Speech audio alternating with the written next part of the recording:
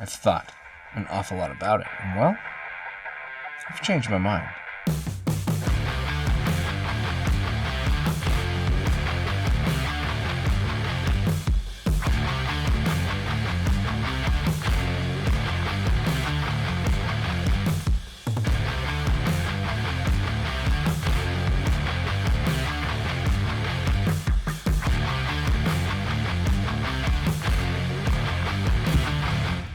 Hey, what's up? I'm Ken. This is kenfuTV, and each week I release videos of the martial arts, philosophy, technique, training, that sort of thing. This week, we're talking about keeping an open mind and the importance of that, and just where that might lead for you. In a lot of ways, this video is a video about self-acceptance, and the fact that as you go through what you go through, as life changes, as you change as a person, as your training changes, as your context changes, that it is okay to change your mind. That along the way, things that were once important to you might stop being important to you. And things that maybe weren't very important to you might become important to you. We'll start off with the context of the martial arts because, well, this is a martial arts YouTube channel.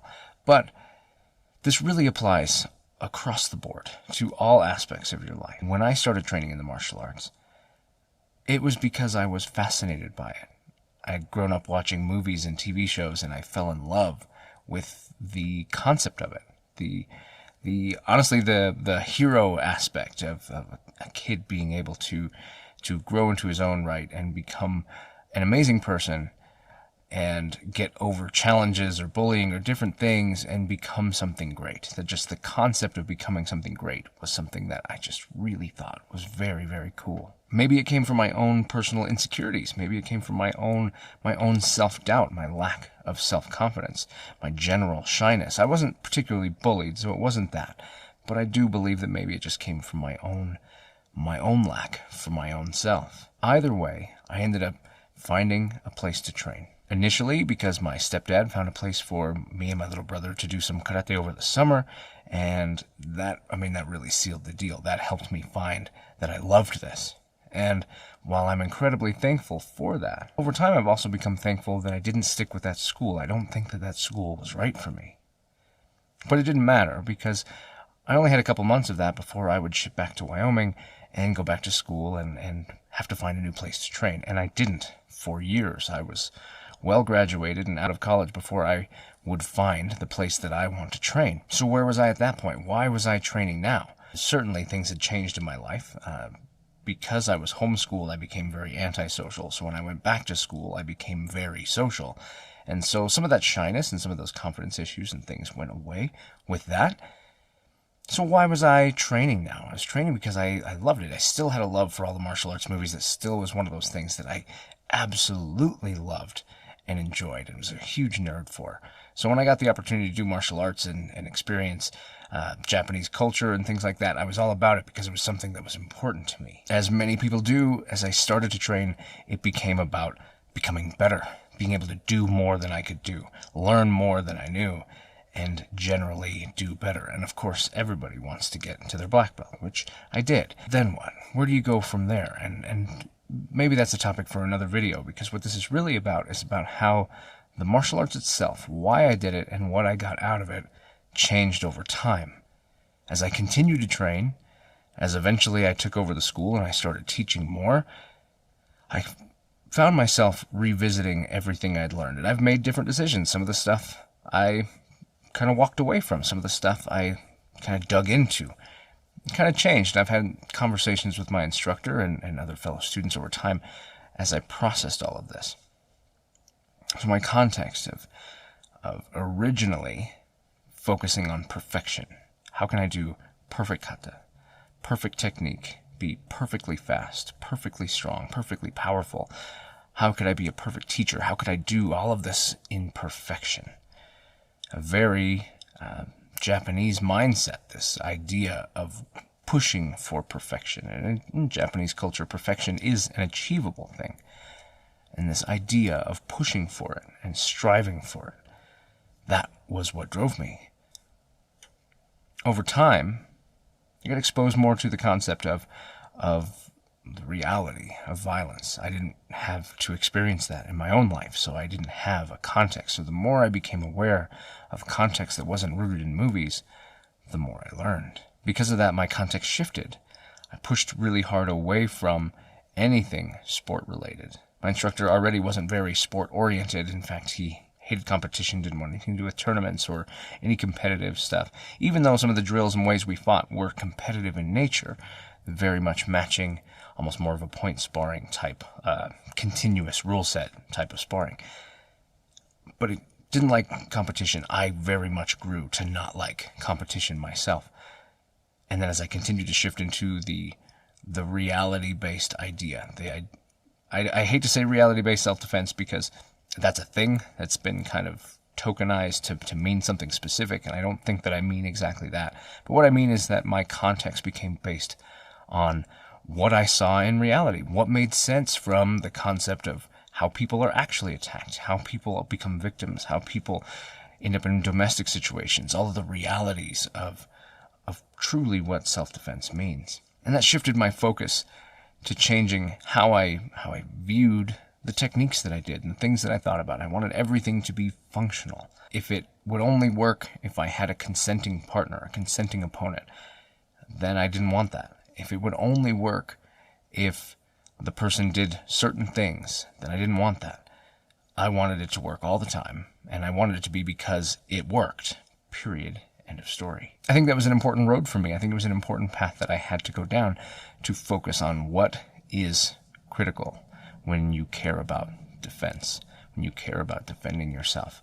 As a teacher, as a person who runs a school that people come into looking for the answers to questions I don't know, that they have not shared with me, the concept of responsibility, the burden of responsibility became such an important construct for me. So I never wanted to have somebody leaving feeling like they got more than they did, or feeling like they were prepared for something that they're not. But that's not for everybody. Sometimes people just want to get in shape. Sometimes people just want to have fun or a good activity that they can do. Sometimes people have their own personal struggles that they're going with, that this works with, but is not specific to. Also, over time, I realized that there were a lot of benefits to competition. I see the endurance, I see the drive and the discipline, and the willingness to not be knocked down and to push further. I see the benefit of that. I see the growth and the confidence of somebody who puts themselves regularly in situations where they feel out of control, or they feel like they don't have what they need, but they do it anyway, and they get through it. And I found an appreciation for that. It hasn't changed my opinion. I don't have any intention to compete. I don't have specific interest in training people to compete. There are still things about competition that hit me in my own personal way that have me not wanting that. But what I do find is that I have become more tolerant of it. I've become more accepting of it, that these things are okay, that they have benefit in people's lives, and that I should support that if somebody wants to chase that dream. And I shouldn't put my views onto them if this is something that they want. I've also come to realize that sometimes the martial arts just needs to be fun. It just needs to be enjoyable, something that you can do and have a good time doing. So sometimes it does need to be consensual. Sometimes you need to spar with each other and play around and have a good time, and it can be okay for it to be that way.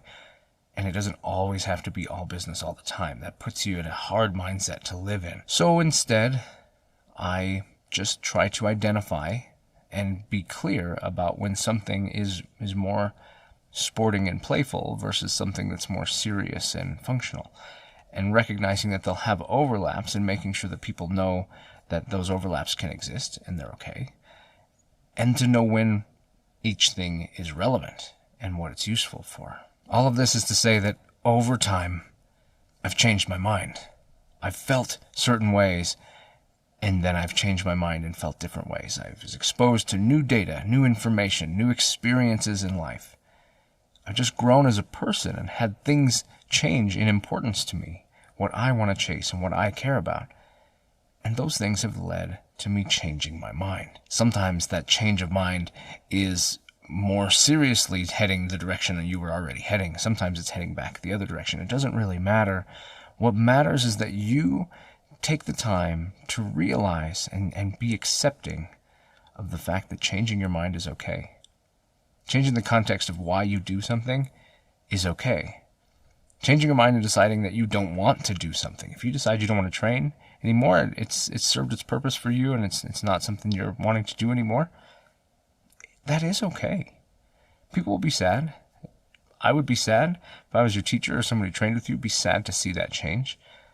But it's a reality. It's something that's true. If you decide for you that it's not what you need, then enduring it is probably not the right answer, and it's not leading to your joy. Not to mention, as time goes on, you gain clarity. Clarity in focus, in ideas of what you're looking for, what is meaningful and rewarding to you. And you need to chase that. And sometimes that means doing a different activity. Sometimes it means changing the art that you study. Sometimes it means changing the teacher you train with. Sometimes it means moving and finding something new somewhere else. Sometimes it means a journey or an adventure, a musha shugyo. And sometimes it means staying right where you're at. Just be a part of that. Spend time with yourself and know these things, and reflect often, because these things will change often.